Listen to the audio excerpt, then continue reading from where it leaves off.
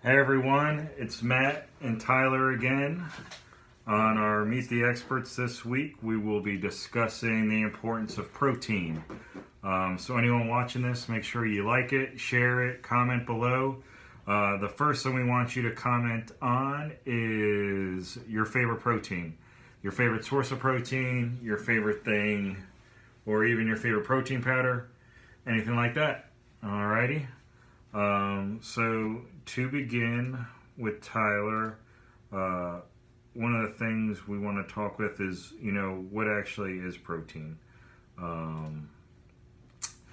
Protein is actually 4 calories per gram. So if you're wondering how a trainer or nutritionist or dietitian comes up with your meal plan and on the calories and everything like that, protein's 4 calories per gram, carbs 4 calories per gram, and fats are 9 calories per gram.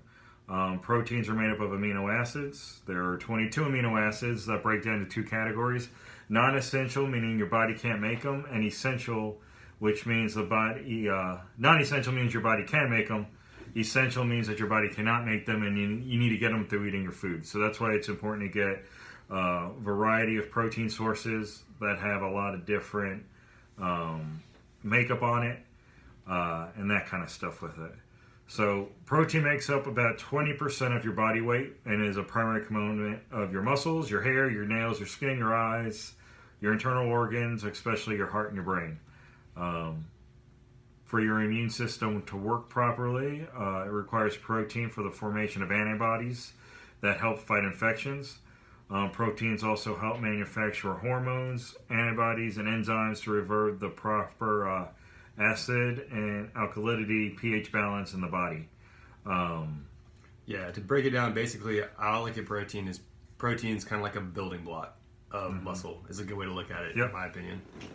It helps to repair the tissue. Every single part of your body is made up of cells that use protein.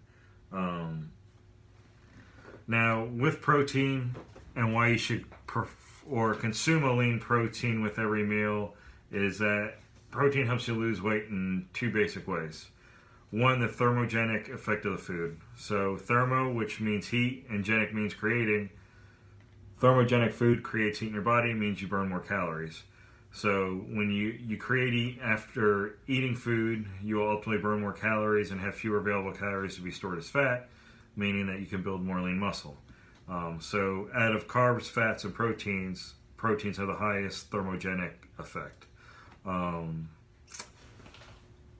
And with that, protein's big and contains lots of molecules to break down, so they can be absorbed as fuel. And what that means is that it takes longer for your body to break it down. So the more protein you have in diet, the fuller you'll be. So you won't be eating as much. So that's why one of, a favorite snack is a protein shake or some Greek yogurt, something that has some protein substance to it. The second thing protein does is it regulates your blood sugar. It's important for weight loss because it facilitates the release of the hormone glucagon, and basically this has the opposite effect of insulin. So the glucagon helps regulate blood sugar by slowing down the speed of the carbohydrate, turning it to sugar into your blood, and adding a lean protein to every meal lowers the secretion of insulin. This ultimately keeps your hormones balanced and prevents your food from being stored as fat. So some people are jumping on. Be sure to comment below your favorite protein source, and give people some options out there. So Tyler's going to start talking about the different types of protein, what are their purposes, and we'll start with that. Yeah, so there's a few different kinds of protein. One of the most common types that you'll see that a lot of people drink, especially, is whey protein. That's a pretty big one. Whey protein is usually or always dairy-based. So the thing with whey protein is it's might not be the best option for those that are lactose intolerant or vegetarian or vegan, that kind of stuff. But one great plus from whey protein is it's actually fast release. So what happens is when you drink the protein, it breaks down faster and it's absorbed faster. So A good alternative for that that's also a faster release is your vegan protein or vegetarian protein, like vegetable plant-based. So stuff like that are usually from peas or soy. And with that, that's more to fit that role of the vegetarian and the vegan while still meeting nutrition needs because everyone needs protein. Another popular kind of protein is casein protein. So casein has a specific role in that it's a slow release protein. So it's kind of the opposite of whey in a way. But it's good to take before bed. Yeah. When your body's recovering, so it slowly starts digesting in your body. And a great example of this is cottage cheese is made with casein protein. So that's one of my favorites I use. The big thing is to make sure whether you're a vegetarian or you eat meat, that you get a wide variety of protein. Because remember, proteins are made up of amino acids and not every protein is the same with the amino acid content. So with your lean meats, you want to make sure you're eating beef, turkey, chicken, fish, dairy, eggs, milk, Greek yogurt, regular yogurt. Plenty of beans and legumes. Black beans, kidney beans, stuff like that have protein in them. Nuts, veggies such as broccoli, and grains such as quinoa all have protein in them. So you just want to make sure you get them from a variety of sources. It's a little bit harder as a vegetarian or a vegan, so that's why I would definitely recommend getting a vegan or pea protein-based protein. And on the subject of vegetarian protein, you can usually get brown rice or pea. I would get a mixture of the two if you can, just because it covers your amino acid profile better. So get one that's a mix of pea protein and brown rice protein. Now, Tyler will tell you, a lot of people ask, well, how much protein am I supposed to eat? It's a loaded question. It really depends on what your goals are, what your macro makeup is for your diet. But he's going to give you some, good rules to follow. Yeah, so it's like Matt said, there's a few different kinds of diets, but for the average diet, it really depends on your activity level. That's like a huge factor in whether or not, you need more or less protein. A good rule of thumb for you to follow is for every kilogram of body weight, a sedentary person, which means they don't exercise at all, just kind of not really moving a lot, needs 0.8 grams of protein per kilogram of weight per day. While an active person, that's a little bit more of a loaded question there because that's a wider span depending on how active you are.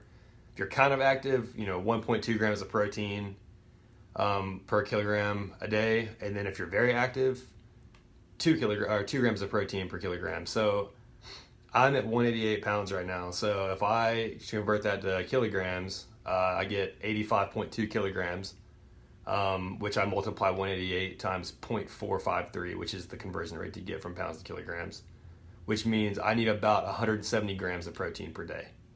So that's where I fall in, and that's with me being as active as I am right now, which is pretty active. Yep. I would say if your goal is to, maintain your muscle while you're losing weight, at least a gram per body weight. Now remember, these are just recommendations, so consult with your doctor, consult with your nutritionist before going on any kind of these diets or taking these recommendations. These are just recommendations. Mm-hmm. And then it's going to depend on if it's 10, 20, 30% of your diet, just depending on your goals. It might be, if you're going on a low carb, it's going to be maybe even up to 50% of your diet, depending on what you do. People ask, what's your favorite protein powder? Ever since Clean Eat's open, I've been a big fan of the First Form, just because it digests well. You don't get the protein gas with it, so you're not getting bloatiness and that kind of stuff with it, and the flavor profile is really good with it. Now, with that being said, what is your favorite type? Oh, my favorite type of protein powder is what I've always stuck to, which is Optimum Nutrition Gold Standard. That's my go-to. My favorite flavor is Rocky Road in that.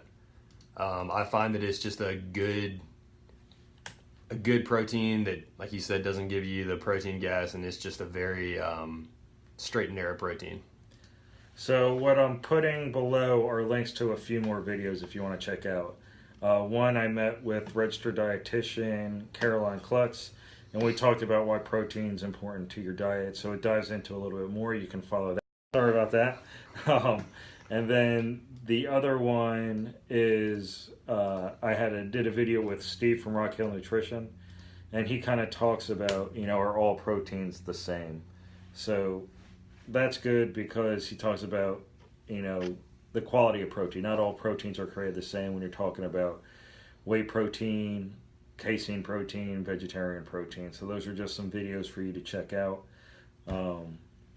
So this will be one of a 3-part series. Next week we'll be talking about carbohydrates.